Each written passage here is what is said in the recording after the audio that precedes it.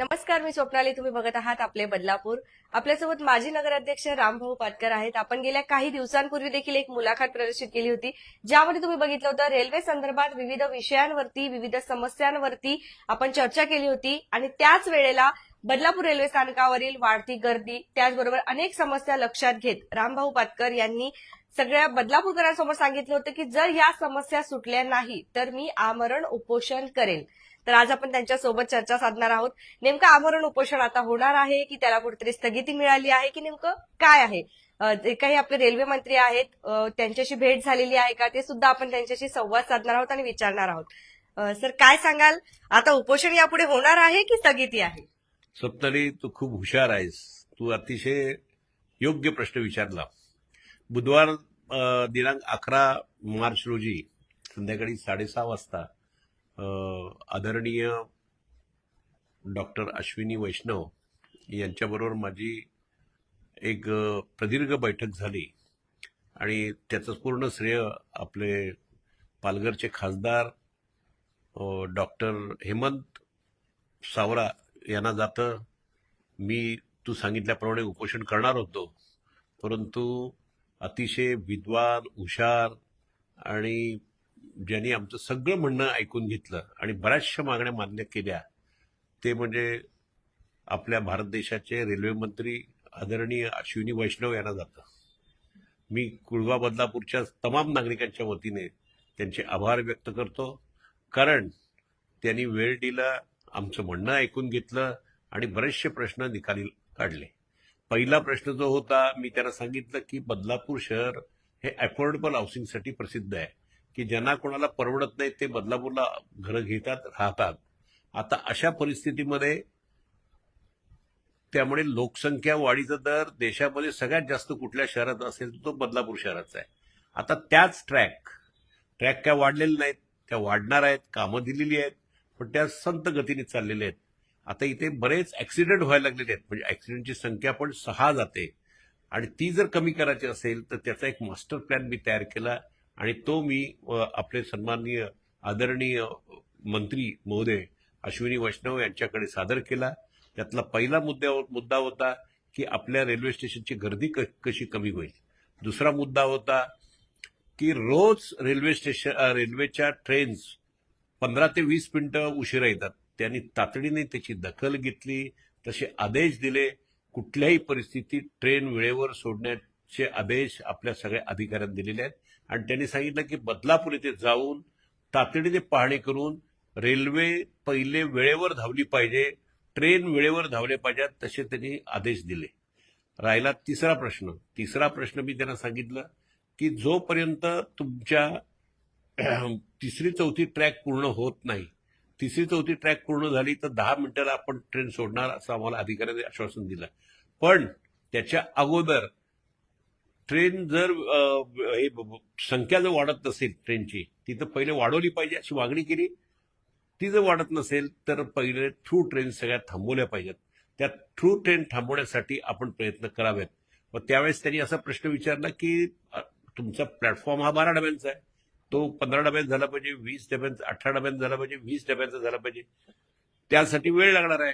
तोपर्यंत काय करणार? मी सांगितलं तोपर्यंत तुम्ही 8 डब्याची वंदे भारत आम्हाला पुण्याला जाणारी द्यावी. बदलापूर पुणे लोकल सर्व्हिस चालू करावी, कारण पुण्याला जाणारी लोक कल्याणला जातात, कल्याणला थ्रू ट्रेन्स पकडतात आणि मग पुण्याकडे जातात. त्यामुळे मुंबईला पॅसेंजर जे जातात त्यांना जाता येत नाही, ठाण्याला पॅसेंजर जातात त्यांना जाता येत नाही, तर कल्याणला जाणारे पॅसेंजर सुद्धा या ट्रेननी प्रवास करतात. त्यांची संख्या कमी होऊ शकते आणि वंदे भारत होऊ शकते का, तर तिथला एक टेक्निकल प्रॉब्लेम निर्माण होऊ शकतो असं तिथल्या अधिकाऱ्यांनी सांगितलं. मी तसं नाहीये. पूर्वी अशी परिस्थिती होती, माझा जन्म इथे झालेला आहे, मालगाडीचा धक्का होता, इंजिन तिथे पाणी भरायला याचे, मालगाडी थांबायची. त्यामुळे जर तुम्हाला अशा प्रकारची व्यवस्था पाहिजे असेल तर ती व्यवस्था तिथे आहे. तुम्ही अधिकाऱ्यांना पाठवा, मी दाखवू शकतो. तर त्यांनी तातडीने अधिकाऱ्यांना पाठवलं आणि पाठवणार आहेत आणि ते पाठवायला बघितल्यानंतर त्यांना मी पटवून दिलं की आपण वंदे भारत चालू करू शकतो. त्यांनी ती माझी मागणी मान्य केली. म्हणजे वंदे भारत चालू करण्याचं आश्वासन त्यांनी दिलेलं आहे. टेक्निकल प्रॉब्लेम सोडवल्यानंतर वंदे भारत तातडीने चालू करू असं आश्वासन त्यांनी दिलं. चौथा प्रश्न सांगितला की जर तुम्हाला परमनंट आमच्याकडे थ्रू ट्रेन थांबवायचे असतील तर मेगा सिटी टर्मिनल्स तुम्ही आमच्याकडे उभारावा. मग मेगा सिटी टर्मिनल्स उभारण्यासाठी त्यांनी सांगितलं जागा लागणार आहे. आम्ही तुम्हाला सरकारची जागा उपलब्ध करून देऊ असं आश्वासन त्या मीटिंगमध्ये मी दिलं आणि मला खात्री आहे की अशा प्रकारचं जर जागा त्यांनी मागितली तर आम्ही आमच्या माध्यमातून त्यांना जागा उपलब्ध करून देऊ. आणि मेगा सिटी टर्मिनल झाला तर अनेक प्रश्न सुटतील, थ्रू ट्रेन थांबतील, पुणे बदलापूर रेग्युलर लोकल सेवा सुरू होईल. आणि चौथा राहिला प्रश्न की मी फार पूर्वी जो प्रस्ताव मांडला होता की आता नवी मुंबईला जाणारा प्रवासी जो आहे तो ठाण्यावरून नवी मुंबईला जातो, 65 किलोमीटर प्रवास करतो. जर आता वडोदरा एक्सप्रेसवे आमच्या आदरणीय नितीन गडकरी साहेबांच्या प्रयत्नामुळे झाला तर त्या वडोदरा एक्सप्रेसवे दाखवून दिलेलं आहे की इथून नवी मुंबई, डोंगराच्या पलीकडे मोरबे आणि पुढे कामोठे 18 किलोमीटरवरती नवी मुंबई आहे, एअरपोर्ट आहे. जर आपण अशा पद्धतीचं रेल्वे याला पॅरलल भागले तर मी त्यांना दाखवलं की अशा पद्धतीचं प्लॅनमध्ये दाखवलं आणि हे जर झालं, यशस्वी झालं आणि ते दाखवून दिलं वडोदरा एक्सप्रेसवेनी की तो काम पूर्ण झाल्यानंतर आम्हाला लक्षात आलं की नवी मुंबई आमच्या जवळ आहे. मग आपण बघतो अतिशय अभ्यासू व्यक्तिमत्व आपल्या सोबत आहेत, म्हणजे खूप वेळेला आता साधारण आपण आता मुंबईला जातो त्याप्रमाणे बदलापूर, कल्याण अशा पद्धतीने जातोय. एक 65 किलोमीटर आहे. पण वडोदरा आपलं इकडनं गेलो, कासगाव इथे जर आपण इकडनं स्टेशन रेल्वे टाकली तर कामोठे अशा प्रकारचा कळवा हा 60 किलोमीटर आहे. 5 किलोमीटरचं अंतर वाचू शकतो. याचा रिपोर्ट मी तयार केला आणि त्याला दिला. आणि कासगाव ते मानस सरोवर जे स्टेशन आहे, कासगाव कामोठे मानस सरोवर, की ते 18 किलोमीटरचं अंतर आहे. त्यामुळे आपल्याला एअरपोर्ट जवळ होईल. आणि ग्रीनफील्ड प्रोजेक्ट आहे, 40 कोटी पर किलोमीटर खर्च रेल्वेचा आहे. आणि त्यांना हे पण सांगितलं की आमच्या स्टेट गव्हर्नमेंटने तुम्हाला मान्यता दिली एमईटीपी मध्ये खर्च करायची, एमईटीपी 3 मध्ये 50% एमईटीपी 3 मध्ये खर्च करायची मान्यता दिली. ते जर त्यांनी मग तुमचं साधारण 1400-1600 कोटी काहीतरी खर्च आहे, 50% 800 कोटी जर सरकार करणार असेल तर प्रवाशांवरती खऱ्या अर्थाने न्याय. आणि तिसरी मुंबई आमची आता अपेक्षित आहे की त्यांनाही इथे बिझनेस होणार आहे, उद्योगधंदे होणार आहे. आमच्याकडे एक्सेस दिल्यामुळे तिथेही लॉजिस्टिक वगैरे भाग होणार आहे, सरकारच्या विचाराधीन आहे. तर मोठी वस्ती वाढणार आहे आणि त्यांना खऱ्या अर्थानं गतिशक्तीमध्ये सुद्धा पैसे उपलब्ध होऊ शकतात. आणि गतिशक्तीमध्ये केंद्र सरकारच्या प्राईम मिनिस्टरच्या गतिशक्तीमध्ये पण होऊ शकतात. तर जर होत असेल तर रेल्वे का होऊ शकत नाही. त्यांनी तत्वतः त्याला आमच्या समोरच त्यांनी सांगितलं की योग्य प्रस्ताव आहे, मला खूप आवडलाय. आम्ही घरी यायच्या अगोदरच आम्हाला दोघांना फोन आले, खासदार सावरानं पण आले, मला पण आले की ही आम्ही त्याला मान्यता लवकरच देतोय, त्याला मंजुरी देतोय असं त्यांनी आम्हाला फोन करून कळवलेलं आहे. त्यामुळे ही जर रेल्वे झाली तर हा प्रवासी जो लांबून जातोय त्यालाही शॉर्टकट होईल. आणि त्यांनी असं सांगितलं की कासगाव, कामोठे आणि पनवेल अशा रेल्वेला आम्ही मान्यता देणार आहोत. आणि ही आजची सगळ्यात मोठी गुड न्यूज आपल्या परिसरासाठी आहे. त्याबद्दल रेल्वे मंत्र्यांना मी धन्यवाद देतो.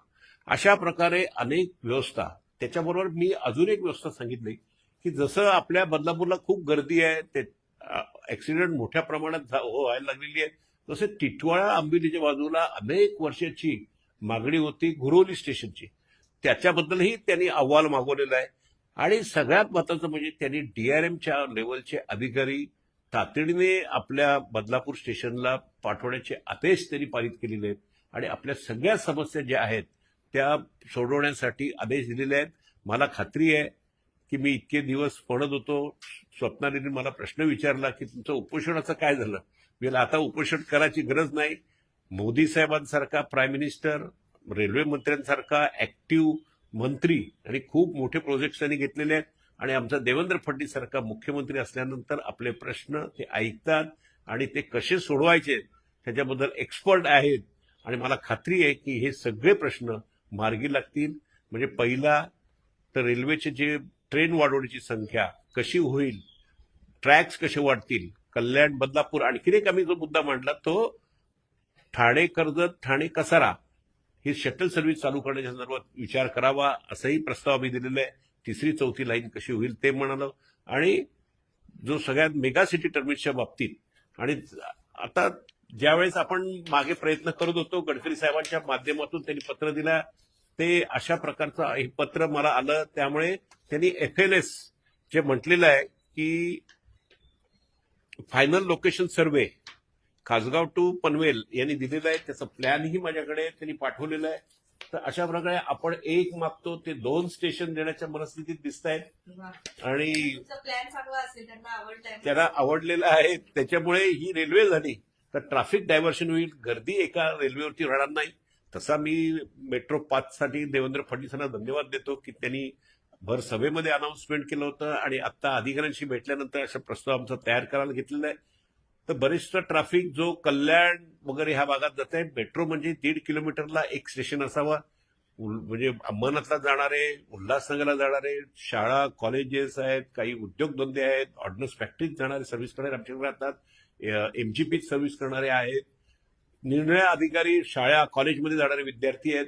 ते सगळे मेट्रोमध्ये पण प्रवास करू शकतात. कर्जत पासून ह्या सगळ्या परिसरातील जो पॅसेंजर आहे, प्रवासी विद्यार्थी असेल, लहान मुलं असतील, ज्येष्ठ नागरिक असतील, ते सगळे बदलापूर येतील. बदलापूरला उतरून स्कायवॉकनी एसटी स्टँड जवळ स्टेशन होण्याची अपेक्षा आहे. तिथे मेट्रो पकडतील आणि त्या भिवंडी आणि ठाणे पर्यंत जातील आणि तसं 12ला जोडल्यामुळे नवी मुंबई ह्या भागामध्ये पण जातील. तर मला असं वाटतं की हे मी बनवलेलं मास्टर प्लॅन आहे. आणि दुसरा सगळ्यात महत्वाचा, मी आणखीन रेल्वे गर्दी कमी करण्यासंदर्भातील पण विषय झाला की आपण एकात्मिक परिवहन सेवा कशी असावी. ठाणे एकात्मिक परिवहन सेवा, इथून ठाण्याला बसनी जाताना म्हणजे प्राईम मिनिस्टर ई बसेस आपल्याला खूप मोठ्या प्रमाणात मिळणार आहे.